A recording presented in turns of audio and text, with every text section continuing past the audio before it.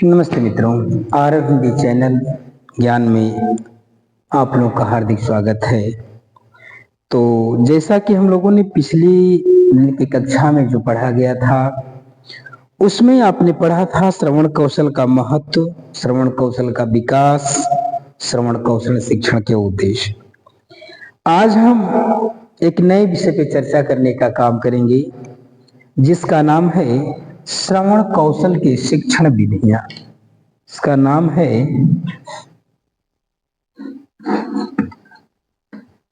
श्रवण कौशल की शिक्षण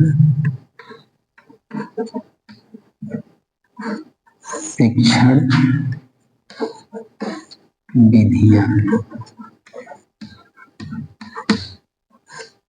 ये देखिए, एक टॉपिक ये दिया है कि जो श्रवण कौशल है, उस श्रवण कौशल की, श्रवण जो कौशल है, उस श्रवण कौशल की कौन कौन से शिक्षण विधियां हैं, यानी श्रवण कौशल कराने के लिए किन किन चीजों का ध्यान रखना चाहिए, या वे कौन कौन सी विधियां हैं, वह कौन कौन से तरीके हैं जिसके माध्यम से बच्चों को श्रवण कौशल कराया जा सकता है।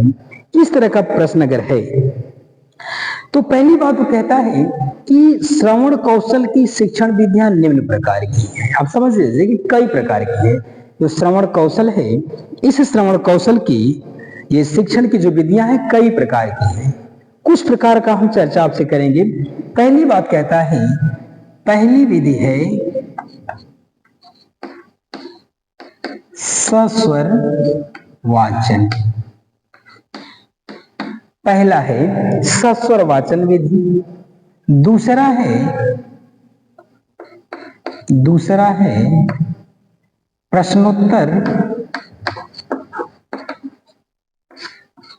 प्रश्नोत्तर विधि।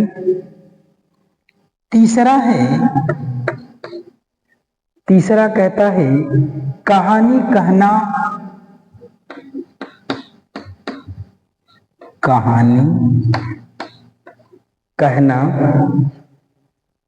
और वह सुनना। ये तीसरा है, कहानी कहना व सुनना। चौथा है श्रुतलेख।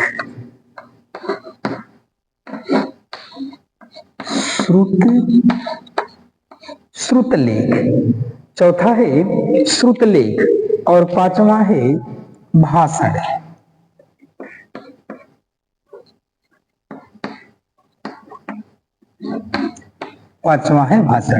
तो ये देखिए, ये है आपके जो श्रवण कौशल की शिक्षण विधियां हैं। यानी बालकों को यदि श्रवण कौशल कराने का काम करना है तो इन विधियों का आपको प्रयोग करना पड़ेगा। पहली बात कहता है ये सस्वर, कहता है कि सस्वर वाचन पहली विधि है सस्वर वाचन का। इसमें ये कहने का काम किया हुआ है, सस्वर वाचन में कहता है कि छात्र या अध्यापक ये क्या करता है, एक आदर्श वाचन करने का काम करता है, और आदर्श वाचन के द्वारा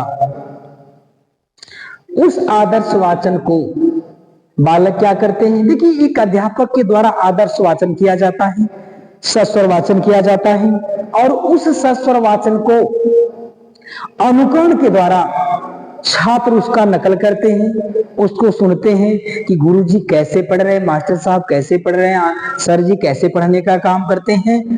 तो बालक उसके अनुकरण को करता है, उसकी नकल को करता है, और उनके अनुकरण को करके सर जी ने जैसे पढ़ाया, गुरुजी ने जैसे पढ़ाया, जैसे एक शिक्षक ने पढ़ाने का काम किया आदर्श वाचन के द्वारा, उन्हें सस्वर वाचन कहने के समान स्वर में, यानी जो पद्यांश जो गद्यांश जिस स्वर में था उस स्वर में उन्होंने वाचन करने का काम किया।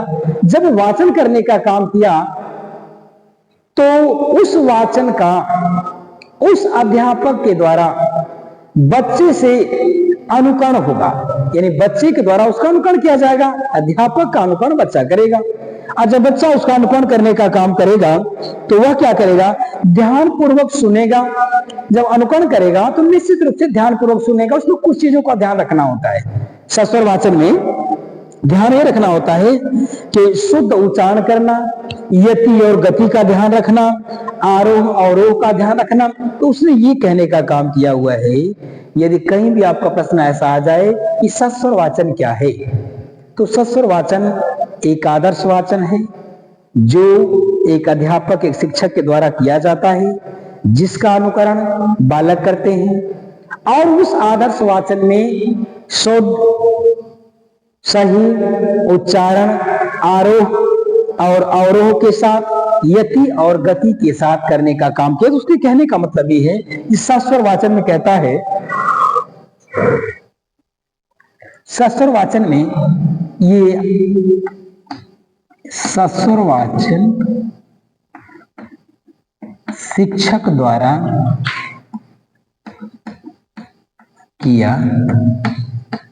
किया जाता है, जिसका अनुकरण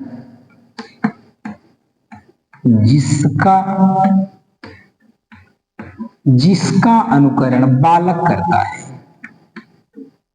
जिसका अनुकरण बालक करता है। और वह यति और गति,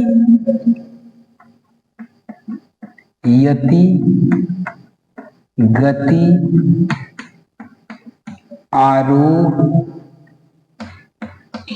अवरोह का ध्यान रखकर किया जाता है,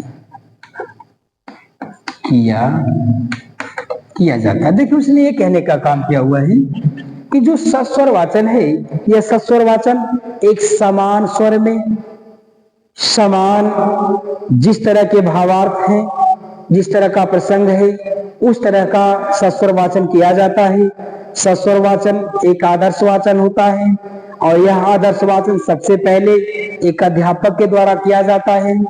अध्यापक अपने सस्वर वाचन में शुद्ध उच्चारण का ध्यान देते हैं, यति और गति का ध्यान देते हैं, आरोह और अवरोह का ध्यान देते हैं। इन सारी चीजों का ध्यान अध्यापक देने का काम करते हैं और इन सब चीज को ध्यान में रखते हुए वे अध्यापक सस्वर वाचन करने का काम करते हैं। अध्यापक के द्वारा किया गया सस्वर वाचन का अनुकरण बालक करता है और उस बालक के द्वारा जब अनुकरण कर लेने का काम किया जाता है, वह भी सस्वर वाचन उसी प्रकार से करने का काम करने लगता है। दूसरी बात कहता है कि प्रश्नोत्तर विधि। देखिए, प्रश्नोत्तर विधि में यह होता है, यह श्रवण कौशल की शिक्षण विधि। उसने ये कहना चाहा है कि प्रश्नोत्तर जिस टॉपिक को आप पढ़ाए हो, जिस प्रसंग को आप पढ़ाए हो, जिस सारांश को आपने बताया, जिस संदर्भ को आपने बताने का काम किया, आप जितना बताए हैं उस बताए हुए से ही आप उन बालकों के सामने, जिन बच्चों को आप पढ़ाने का काम कर रहे हैं, उन्हीं बच्चों में आप जो भी पढ़ाने का काम किए हैं, तो जितना आपने पढ़ाने का काम किया हुआ है उसी से प्रश्न बनाएंगे, प्रश्न पूछने का काम करेंगे, ताकि ये बच्चे ध्यानपूर्वक सुन रहे हैं या नहीं सुन रहे हैं। यदि वह ध्यानपूर्वक सुनने का काम कर रहा है तो निश्चित रूप से प्रश्नों का उत्तर दे पाएगा। यदि ध्यानपूर्वक नहीं सुन रहा है तो निश्चित रूप से प्रश्न का उत्तर नहीं दे पाने का काम करेगा। ये कहता है प्रश्नोत्तर विधि, यानी जो चीज अध्यापक ने पढ़ाया बच्चों को और उसी से प्रश्न करना। यानी यहां कहता है बच्चों को पढ़ाए गए अंश से प्रश्न किया जाए। कहता है जितना बच्चों को पढ़ाया गया है ना, उसी से आप क्या करेंगे, प्रश्न करेंगे। अब जब प्रश्न करेंगे तो बालक निश्चित रूप से बताने का काम करेगा। ये क्या है, शिक्षण की ये भी एक विद्या। कौन शिक्षण? पर श्रवण कौशल, क्योंकि सुनने में उसको कुशलता प्राप्त कराना है हमको ना, ये श्रवण कौशल है। यानी उस बच्चा का ध्यान पूर्वक सुन रहा है तो निश्चित से प्रश्न को बता दे, उत्तर उसका बता देगा। इसका मतलब यह है कि श्रवण कौशल की जो विधि है ये कहीं न कहीं कार्यरत है। अगली बात कहता है कहानी कहना व सुनना। कहता है यदि आप किसी कहानी को पढ़ा रहे हैं तो जब कहानी को आप बच्चों के सामने कहेंगे और कहने के बाद जितना कहानी आपने बच्चों को सुनाया है उन्हीं कहानी में से, उसी कहानी के कुछ अंश से, यानी कुछ अंश बच्चों को आप पढ़ाइए, कहानी को अपने भाषा में आप सुनाइए, अपने लहजे में आप सुनाइए, और जितना अंश आपने बच्चों को सुनाने का, पहली बात है कि कहानी को थोड़े थोड़े पार्ट में पढ़ाना चाहिए। ये नहीं कि कहानी एक दिन में पूरी समाप्त कर दिया, ऐसा नहीं है। कहानी अगर लंबी हो तो 2 से 3 दिन भी लग सकता है, लेकिन वह 4 दिन में हो सकता है, पर बच्चों को समझ में आनी चाहिए। ऐसा नहीं है कि कहानी लंबी हो चाहे छोटी हो, आप उसको एक ही दिन में समाप्त करने का प्रयास करें, बच्चों को समझ में आए चाहे ना आए। तो यहां ये कहना चाहता है कि जो श्रवण कौशल की शिक्षण विधि है, उस श्रवण कौशल की शिक्षण विधि में ये बताने का प्रयास कर रहा हूं कि कहानी, जिस कहानी को हमने पढ़ाया, जितना अंश मैंने पढ़ाने का काम किया हुआ है, उस अंश में जिन जिन चीजों को मैंने कहने का काम किया, कहानी को जहां तक मैंने सुनाने का काम किया, अब बच्चों से क्या किया जाए कि जितनी कहानी को मैंने सुनाया उतनी ही कहानी को, भाई कुछ अंश को मैंने सुनाया है ना, तो उतने ही अंश को आप बच्चों से सुनने का काम इसीलिए कह रखा है ये कि कहानी कहना व सुनना। तो आप कहानी जब कहेंगे तो बच्चे सुनेंगे, और जब उतनी ही कहानी को आप जब पूछने का काम करेंगे तो बच्चे उसको सुनाने का काम करेंगे। यानी यहां ये कहना चाहता है अध्यापक कहानी सुनाएंगे और फिर बच्चे सुनाएंगे, बच्चे फिर बच्चे सुनाएंगे। जितना कहानी आपने बच्चों को पढ़ाया है, सुनाया है, उतना ही कहानी आपको बच्चा पुनः सुनाने का काम करेगा। ये क्या है? ये श्रवण कौशल, यानी बच्चा ध्यानपूर्वक सुन रहा है तो ये विधि काम कर रही है। अगली बात कहता है श्रुतलेख। देखिए श्रुतलेख का मतलब ये होता है कि सुनकर, क्या होता है, सुनकर सुंदर लिखना, यानी सुन करके सुंदर लिखने की प्रक्रिया को श्रुतलेख कहते हैं। यानी जो जिस बात को वो सुनेगा उसी को लिखे, सुंदर लिखे या न लिखे, लेकिन सुन के लिखना ही है, सुन के लिखना पड़ेगा आपको। ये होता है श्रुतलेख। और ऐसा लिखे कि जिसमें कोई चीज छूटने न, लिखना भी ऐसा है लिखे जिसमें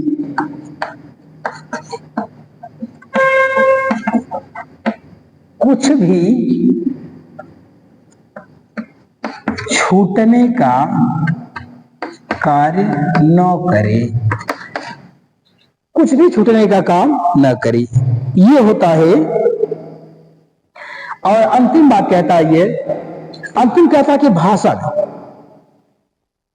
कहता है कि जो भाषण है, जो भाषण है श्रवण कौशल का, भाषण श्रवण कौशल का प्रशिक्षण देता है। प्रशिक्षण देने में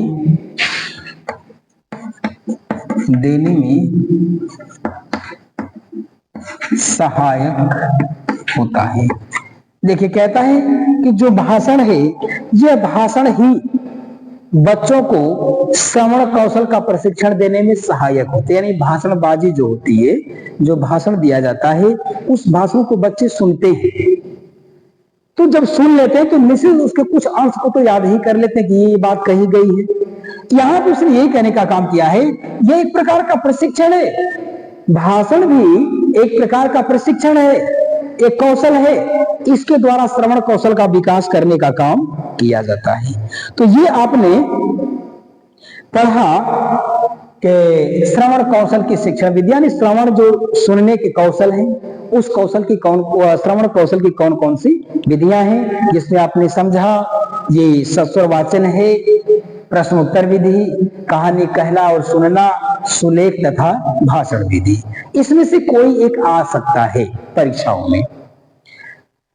अब हम इसको मिटाते हैं और एक नई टॉपिक पे पुनः चर्चा करने का काम किया जाएगा।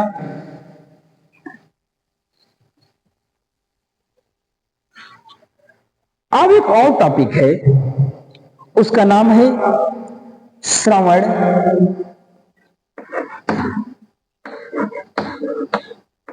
कहता है दृश्य श्रवण है भाई, दृश्य श्रवण सहायक, दृश्य श्रवण सहायक सामग्री का प्रयोग,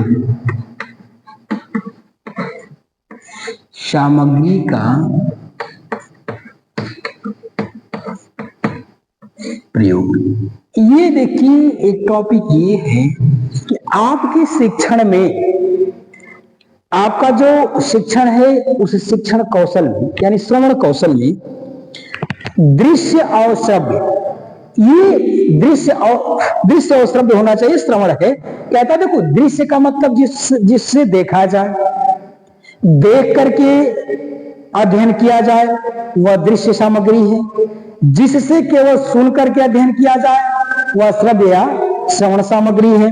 तो अगर ऐसा प्रश्न आपका आने का काम करे कि दृश्य और ये श्रव्य श्रवण सामग्री का प्रयोग क्या क्या होता है, इसमें कौन कौन सा होता है, तो पहला है ग्रामोफोन,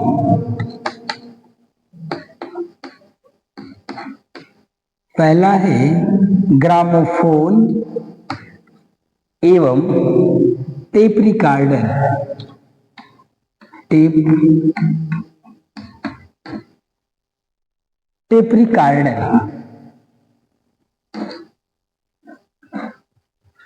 टेप रिकॉर्डर।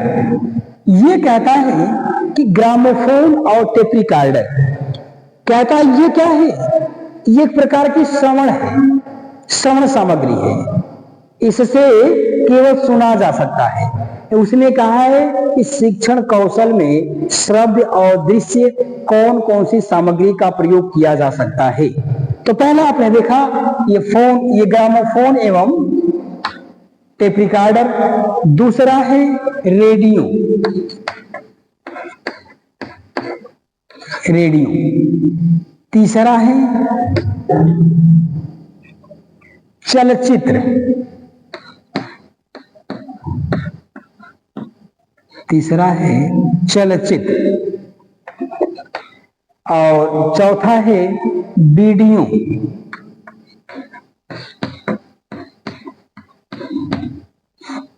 चौथा है वीडियो, गलत हो गया, वीडियो। और पांचवा है कंप्यूटर,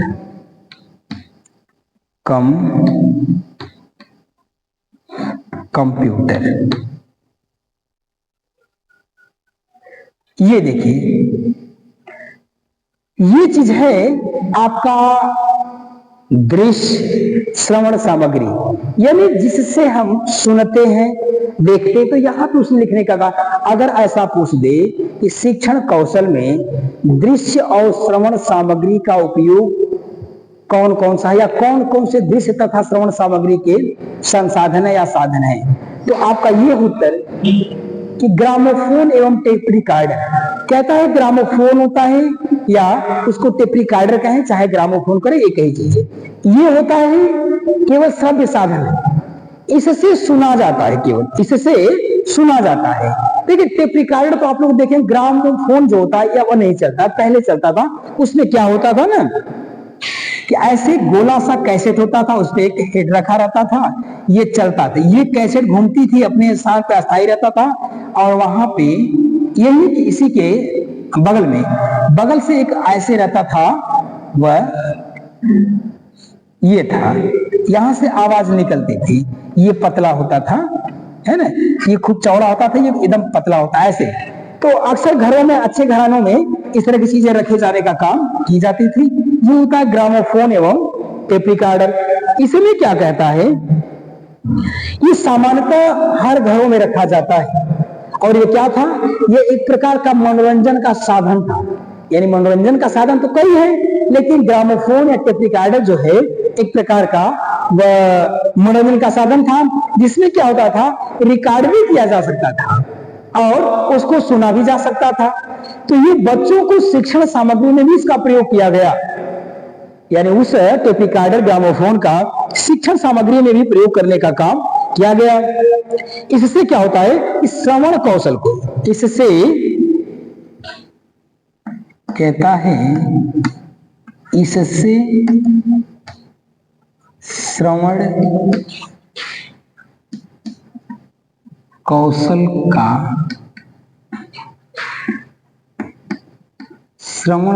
का विकास, इससे श्रवण कौशल का विकास होता है।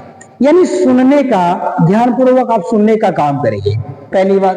दूसरी बात कहता है रेडियो, कहता है रेडियो भी क्या है, एक प्रकार का ये क्या है, रेडियो क्या है, एक प्रकार का ये आकाशवाणी से संचालित होता है और ये भी श्रव्य सामग्री, यानी रेडियो से भी सुना जाता है। ये कहता है आकाशवाणी, कहता है आकाशवाणी के द्वारा इसके कार्यक्रम प्रसारित किए जाते हैं और तरह तरह के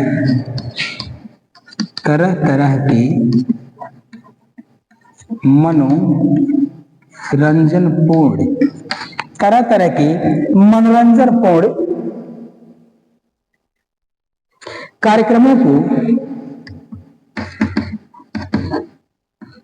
कार्यक्रमों को प्रसारित किया जाता है, प्रसारित किया जाता है। कहता है कि जो रेडियो है एक प्रकार का श्रव्य साधन है और आकाशवाणी के द्वारा इससे ये मनोरंजन का साधन है। आकाशवाणी के द्वारा तरह तरह की मनोरंजन को करने के लिए तरह तरह के ये क्या बोलते हैं, कार्यक्रमों को प्रसारित करने का काम किया, ताकि जिससे लोग सुनते हैं। आज के जमाने में रेडियो का तो दौर खत्म, पहले जमाने में रेडियो का दौर था। तो मनोरंजन का एक प्रकार का साधन था। लोग अपना एक जगह पे बैठ के रेडियो बीच में रख दी जाती थी, उससे लोग सुनते थे बड़े ध्यान से, समाचार भी सुनते थे और उसमें चौपाल भी आता था, गाना बजाना भी, मनोरंजन के साधन तमाम प्रकार के थे जिसमें आने का काम करता था और इससे आकाशवाणी अपना प्रसारित करने का काम करता था।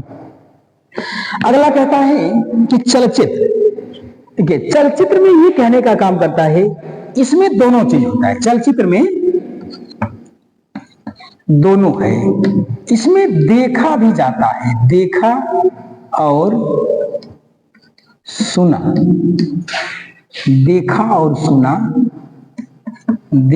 सुना जाता। कहता है इसमें देखा भी जाता है और सुना भी जाता है। यानी उसमें जो चित्र होते हैं, जो फिगर होते हैं ना, ये चलते फिरते रहते हैं, बड़े बड़े फिगर होते हैं, वो चलते हैं और बोलते चालते रहते हैं, जैसे आम जिंदगी उसमें दिखाई देने का काम करती है। ये चलचित्र का मतलब वे चित्र जो चलते फिरते मिले, उन्हें हम क्या कहते हैं, चलचित्र कहने का काम किया जाता है। और आज तो हर घर में चलचित्र आप देख सकते हैं, टीवी सबके पास है और वहां से प्रसारण किया जा रहा है, चलचित्र आपके समक्ष प्रस्तुत हो जाने का काम करता है। ये चलचित्र था। अगला कहता है, एक और है, इसमें छूट गया था, देखिए, दूरदर्शन। एक था इसमें दूरदर्शन। अब दूरदर्शन को ये समझिए, वीडियो क्या है। वीडियो का मतलब ये कहता है ना, इसमें कहता है कि जैसा एक यंत्र है बनाया गया, उस यंत्र के द्वारा आप जो भी कुछ क्रियाकलापों को कर रहे हो, आप जो भी कर रहे हैं, जैसे आज के दौर में आपने देखा हो शादी विवाह होगी, अक्सर वीडियो कैमरे आ रहे हैं। ये जो वीडियो बनाई जा रही है, वीडियो कैमरे आ रहे हैं तो वीडियो बनाया जा रहा है और जब चाहो आप कैसेट बन जा रहा है और उसको जब चाहो आप जब भी देखने का काम करेंगे, ठीक वैसे दिखाई देंगे, जिस क्रियाकलाप को आप उस समय कर रहे थे ठीक उसी प्रकार का दिखाई देने का काम करेगा। ये होता है वीडियो, ये है वीडियो।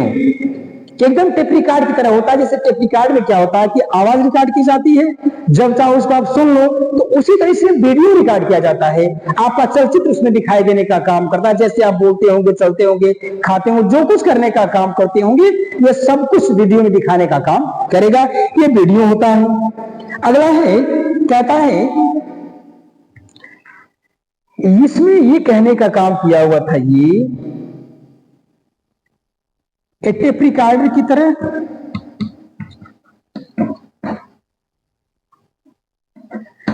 टेप रिकॉर्डर की तरह टेप करता है,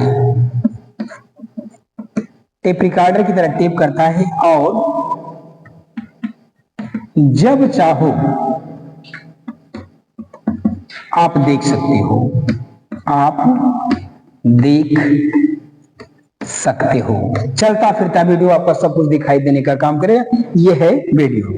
और कहता है कंप्यूटर के विषय में, कहता है आज का युग, आज का युग, कंप्यूटर का युग, आज का जो युग है ये कंप्यूटर का युग है। और कंप्यूटर की सहायता से, कहता है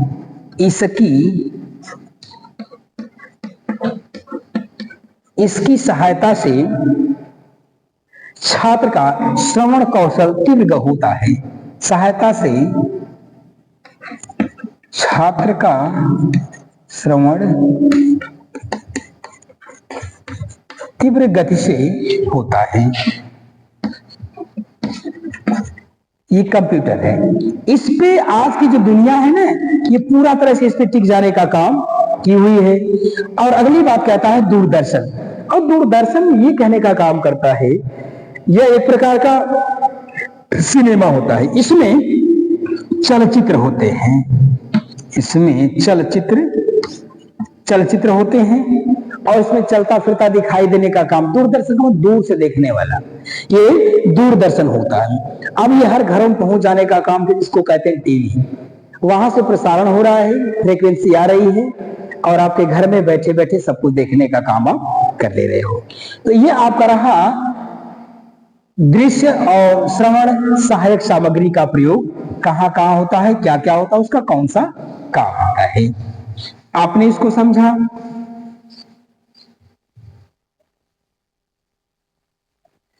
अगली टॉपिक है लेखन कौशल। अगला है लेखन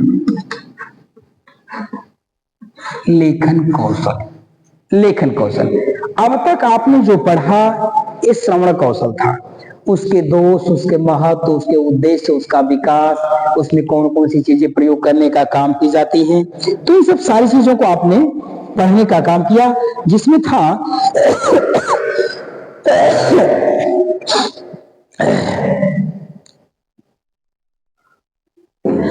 इसमें कहता है लेखन कौशल में, कहता है लेखन कौशल का अर्थ। यदि आपका प्रश्न ऐसा दे दे कि लेखन कौशल का अर्थ,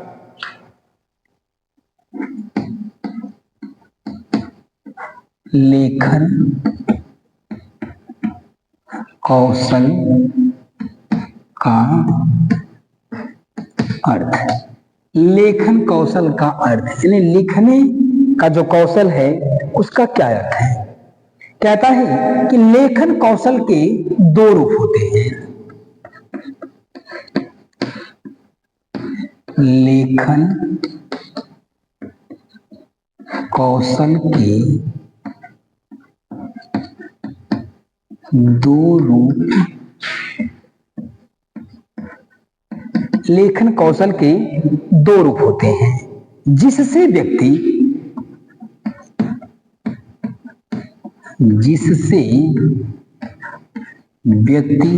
अपने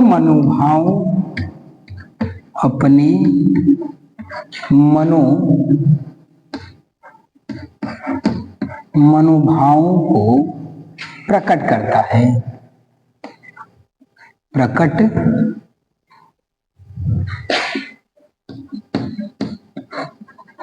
प्रकट करता है। देखिए कहता है कि लेखन कौशल की दो रूप होते हैं और आधुनिक समय में, आज के समय में व्यक्ति अपने मनोभावों को, अपने विचारों को या तो लिख करके वो प्रदर्शित करेगा या तो बोल करके। देखिए उसने क्या रखने का काम किया हुआ है कि लेखन कौशल का जो अर्थ होता है ना, तो लेखन कौशल के दो तरीके हैं। एक अपनी, आज का जो मानव है, या तो अपनी बात को लिख के आपको अवगत कराएगा या तो बोल करके, अर्थात मौखिक। तो इसने कहने का काम किया हुआ है। इसके कितने रूप हैं? दो हैं। कौन कौन? नंबर एक, पहला कहता है मौखिक भाषा के माध्यम से। मौखिक भाषा की, मौखिक भाषा के माध्यम से। और दूसरा कहता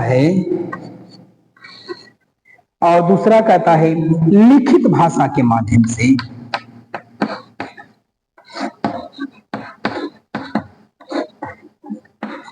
लिखित भाषा